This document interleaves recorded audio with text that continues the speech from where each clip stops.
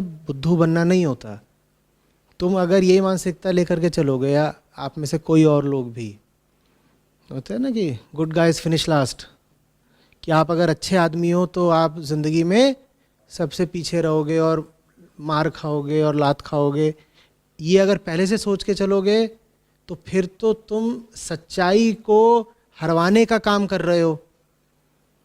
तुमने अगर ये कह दिया कि जो सच्चा आदमी है उसको तो ज़िंदगी में हार ही मिलनी है, तो तुमने तो सच को ही हरवा दिया।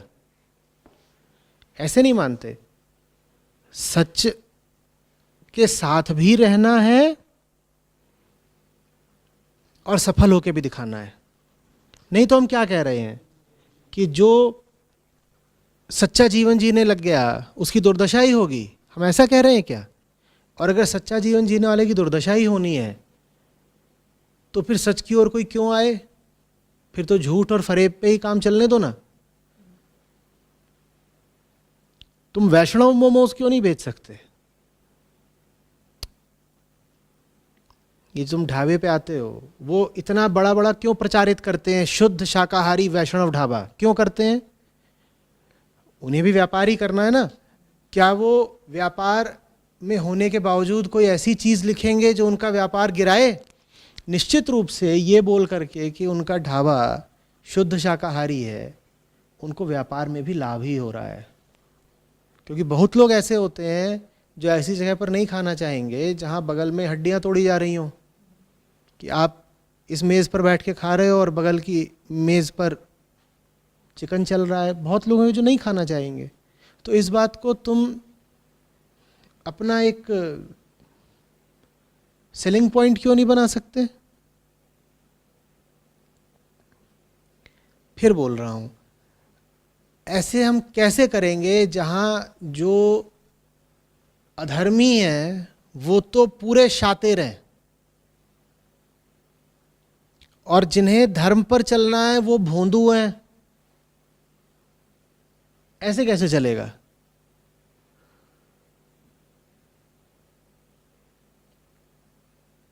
कृष्ण जैसा होना पड़ेगा ना, कि धर्म भी समझ में आता है, धर्म परायण भी है, गीता भी है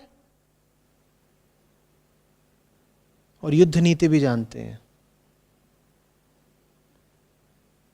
अर्जुन का अहंकार तोड़ना भी जानते हैं और दुर्योधन की जांघ तोड़ना भी। और अर्जुन का अहंकार तोड़ने के लिए गीता है तो गीता सही, और दुर्योधन की जांघ तोड़ने के लिए अगर अनीति करनी पड़े तो अनीति भी सही। नहीं तो युधिष्ठिर ने तो मामला सब तबाह ही कर दिया था, जीता जिताया युद्ध दुर्योधन के हाथ पर रख दिया था। पता है ना क्या बोल दिया था दुर्योधन से? वो छिपा हुआ था तालाब में, तो उससे बोलते हैं कि अच्छा ठीक है, तुम चुन लो इन हम पांचों में से तुम्हें किससे युद्ध करना है, और अगर हम पांचों में से तुमने किसी एक को भी हरा दिया तो सिंहासन तुम्हारा है। कृष्ण ने माथा पीट लिया, बोले आप सोच समझ के तो बोला करिए, क्या वचन दे दिया आपने? युधिष्ठिर बोले वो तो हमारी आदत है ऐसी। हम अभी दुर्योधन की खुददारी थी कि वो बोला कि तुम पांचों इस लायक ही नहीं हो कि तुमसे युद्ध करूंगा तो मैं उससे जो मेरी टक्कर का है, मैं भीम से करूंगा। वो ये भी बोल सकता था कि मैं युधिष्ठिर से करूंगा या सहदेव से करूंगा, वहीं पर खेल खत्म हो गया होता। लेकिन उसके बाद भी वो भीम पर भारी पड़ रहा था। तो फिर कृष्ण ने बहुत ये नहीं सोचा कि नीति क्या कहती है और गदा युद्ध के नियम क्या हैं।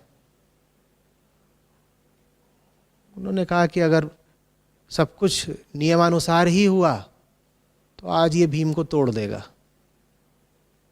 तो उसको इशारा करा कि मारो, नीचे मारो, कोई बात नहीं, मार दो। ऐसा धार्मिक आदमी चाहिए आज।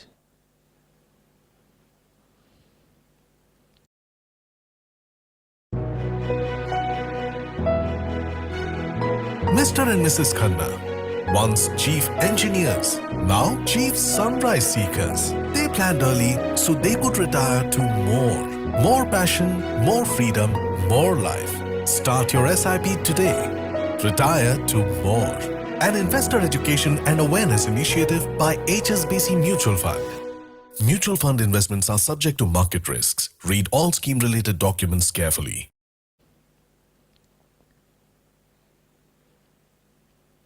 होता उल्टा है। मैं जितने भी कपटी लोगों से मिलता हूं, उनकी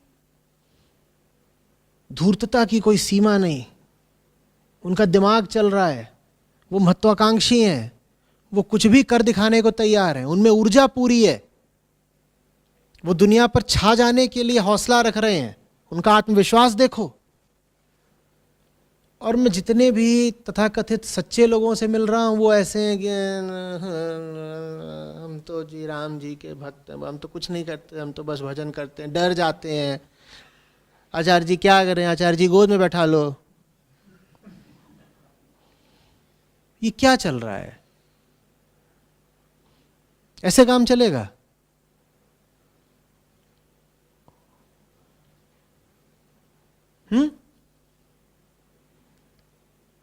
तुम ऐसे समय पर पैदा हुए हो जो इतिहास का सबसे भयानक संक्रमण काल है। संक्रमण से मेरा मतलब कोरोना नहीं है। संक्रमण काल मतलब इस समय आदर्शों का, धर्म का जो संकुचन है, जो त्रासदी है, वैसी कभी नहीं देखी गई। और आज के समय में अगर तुम गोलू बन के बैठ जाओगे, भोंदू बन के बैठ जाओगे, तो फिर तो अधर्म ने मैदान मारी रखा है। वो लोग तो जीते ही हुए हैं, नहीं जीते हुए हैं। सारी सत्ता उनके पास, ताकत उनके पास, पैसा उनके पास, वो तो छाए ही हुए हैं। संगठित वो हैं, उनको कैसे हरा पाएंगे फिर हम? बुद्धि कहाँ है? हौसला कहाँ है?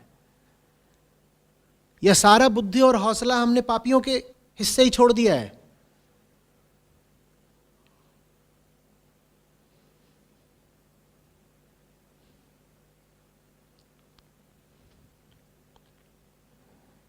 पापा ने कह दिया चिकन सूप बेचो, तुम शुरू कर दो मुर्गे मारना।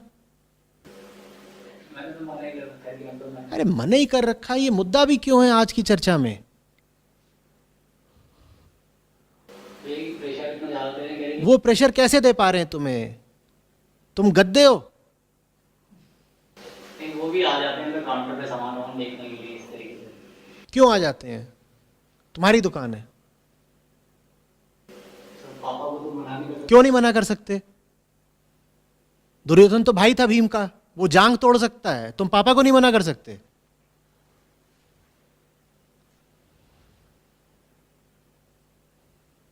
ये क्या है? माया मां की शक्ल लेके आ सकती है और पाप पापा की शक्ल लेके आ सकता है। तो उनसे लड़ेंगे नहीं हम? बोलो।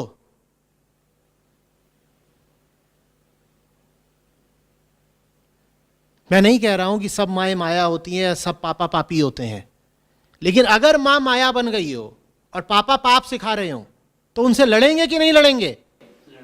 फिर जवानी कहां है तुम्हारी? तभी तो साहस दिखाया मैंने। ये क्या साहस है? तुम तो ऐसा लग रहा है कि साहस मांग रहे हो। अध्यात्म में कमजोरी के लिए कोई जगह नहीं होती है। जिंदगी में ही कमजोरी के लिए कोई जगह नहीं होती है। गुनाह है कमजोरी। ये लुचुर पुचुर ऐसे कैसे जियोगे?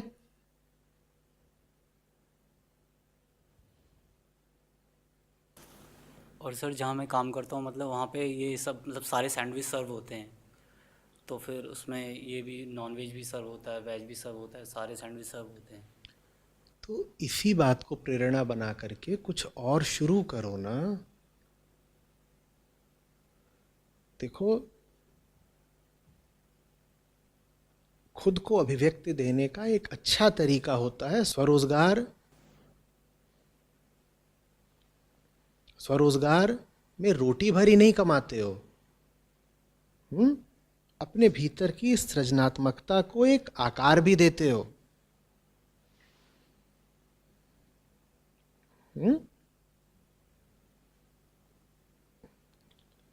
उम्र तुम्हारे साथ है, जिम्मेदारियां तुम पर नहीं है, कोई कर्ज तुम पर नहीं है, और ऐसा भी नहीं है कि अभी जो तुम नौकरी कर रहे हो वो बहुत तुम्हारे लिए बड़ी है या ऊंची है या बहुत कमा रहे हो, तो फिर तुम्हारे सामने कोई बाधा ही नहीं ना। सर अगर जो मेरे को काम आता है कॉफ़ी का, जो कॉफ़ी इंडस्ट्री जिससे मैं हूँ, मतलब उसका काम खोलने के लिए भी तो कम से कम 8-10 लाख या इससे ज़्यादा ही चाहिए होंगे। देखो सस्ते में कैसे हो सकता है। और जिस एरिया में मैं अगर जो मैं दुकान भी लूँगा या रेस्टोरेंट टाइप का लूँगा तो उसका किराया कम से कम 50,000, 1 लाख, कम से कम 50,000 तो होगा ही। ठीक है, मत करो। यही सुनना चाहते हो तो मत करो। कोई भी काम आसान तो होता नहीं। तुम जिसके सामने अपनी मजबूरियां गिना रहे हो, अगर उसने अपनी मजबूरियां गिनी होती तो तुम उसके सामने नहीं बैठे होते। तुम तो फिर भी कोई ऐसा काम करने जा रहे हो जो काम कहलाता है। जो मैंने काम करा है वो तो काम कहलाता ही नहीं है। तुम तो फिर भी एक उद्योग, एक इंडस्ट्री के हिस्से बनने जा रहे हो। और मैं ही अगर ये काम करने के विरोध में तर्क ढूंढने लग जाता तो मुझे एक नहीं 100 तर्क मिलते।